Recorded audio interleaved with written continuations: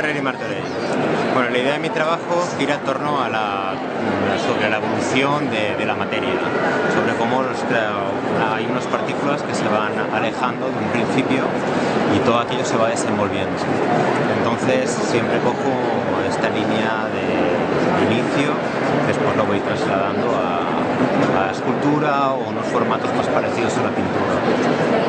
Lo que quiero transmitir es el alejamiento sobre la difragmentación de un espacio, de una materia, y cómo buscar diferentes soluciones a esa lejanía, e intentar darle que tenga un ritmo más cinético y tener unos pilares sobre todo de geometría.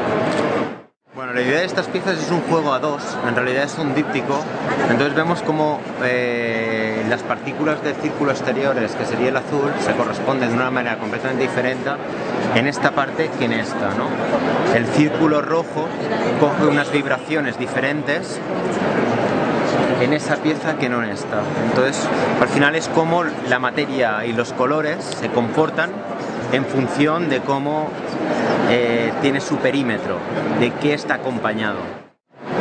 El amarillo no se corresponde, no funciona igual aquí y allá, porque su entorno es diferente. O sea, en base a eso, mi trabajo va funcionando, ¿no? Al final son análisis de estructuras, ¿no? de percepción de espacios.